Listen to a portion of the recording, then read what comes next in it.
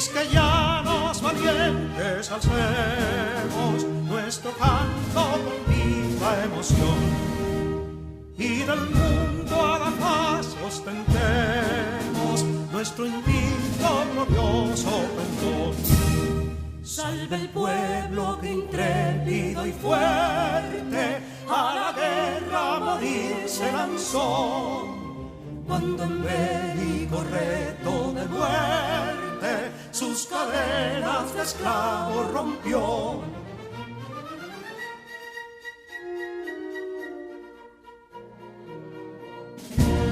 Ningún pueblo ser libre merece si es esclavo, indolente y servil. Si en su pecho la llama no crece, que templó el heroísmo viril, más que estrella la indómita y brava, siempre altiva la frente alzará, que si fuere mil veces esclava, otras tantas ser libre sabrá.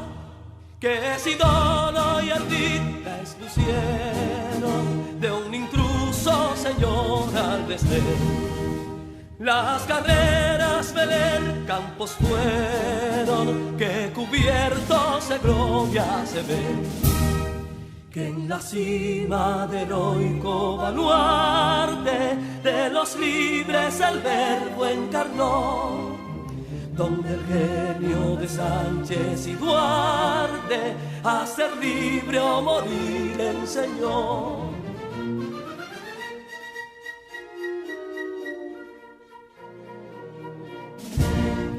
Y si pudo inconsulto caudillo de esas glorias el brillo empañar, de la guerra se vio en Capotillo la bandera de fuego ondear.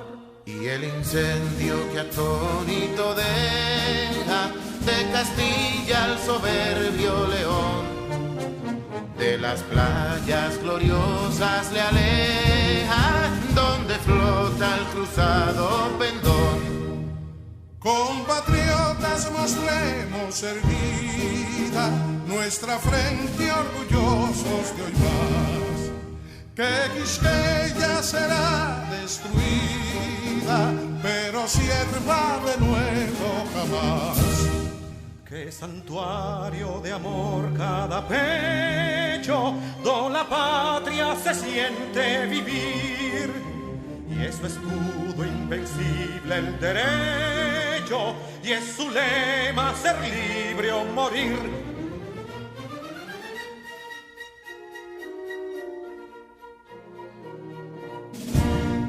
Libertad que aún se yergue serena, la victoria en tu carro triunfal, y el clarín de la guerra aún resuena, pregonando su gloria inmortal. Libertad, que los ecos se agiten mientras llenos de noble ansiedad nuestros campos de gloria repiten. Libertad, libertad, libertad.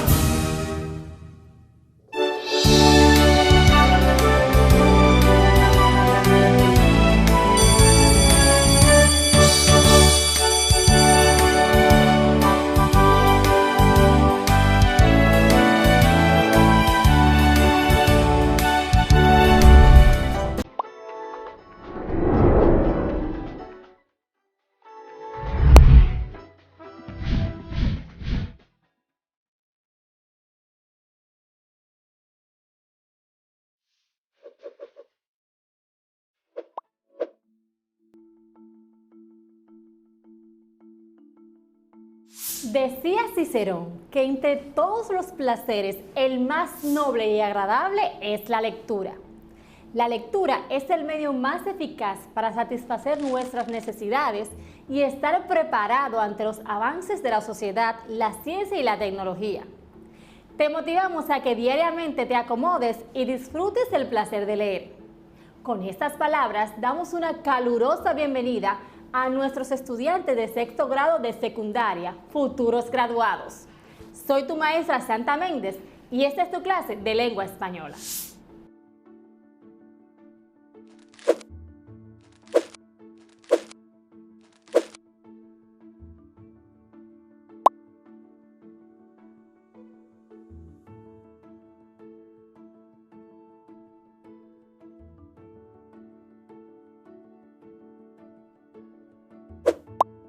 En nuestra clase anterior, estuvimos escuchando y aprendimos las características propias del discurso de graduación.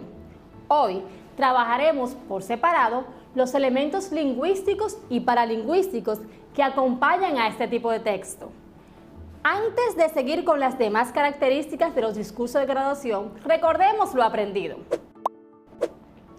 La intención comunicativa es aquello que una persona pretende conseguir cuando habla, escribe o emite de algún modo un mensaje.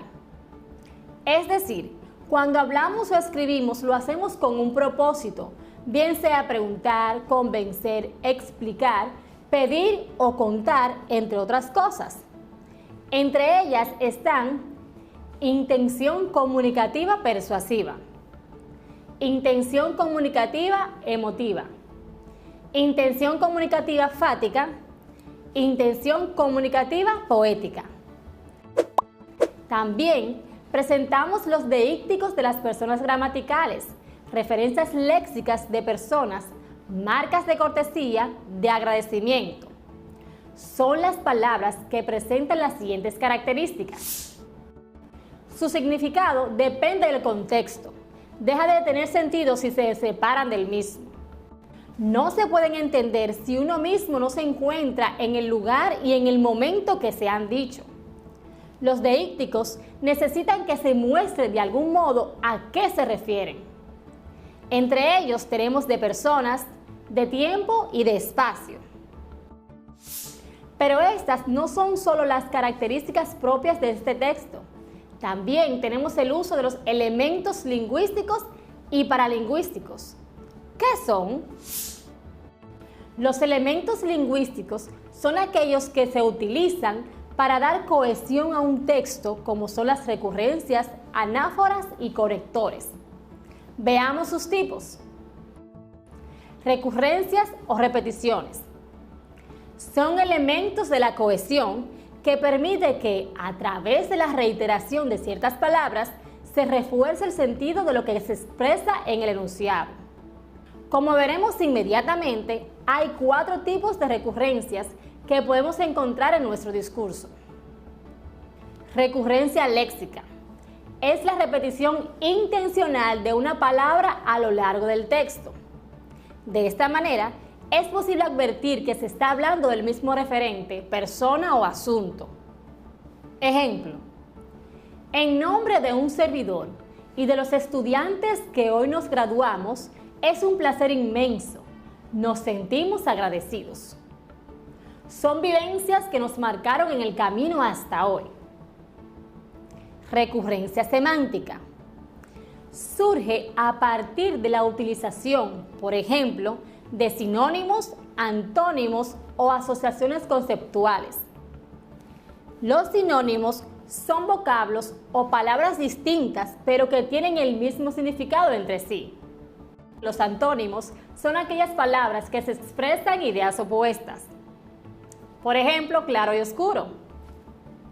Asociaciones conceptuales son aquellas relaciones que se establecen entre las palabras a partir de que se refieren al mismo concepto general o al mismo campo semántico. Recurrencia semántica es cuando se escriben una y otra vez ciertas palabras que están relacionadas por su significado y que permiten que el puente entre las oraciones y el referente del que se habla sea claro. Ejemplo: hoy hemos concluido otra etapa de nuestras vidas y esta, sin duda, es solo uno de los muchos triunfos por venir. Asociaciones conceptuales. Ejemplo: estudia, no te detengas. Tú puedes hacerlo, nunca mires atrás, un gran mañana te espera. Por lo antes dicho, Hoy, con nostalgia, nos despedimos de un lugar que siempre deseamos irnos para disfrutar las vacaciones. Sin embargo, ya lo estamos extrañando porque fue y siempre será la escuela nuestro segundo hogar. La recurrencia sintáctica surge cuando el redactor produce un grupo de oraciones cuya estructura es similar y por tanto constituyen una serie. La hilación se logra cuando se sigue la secuencia lógica del texto.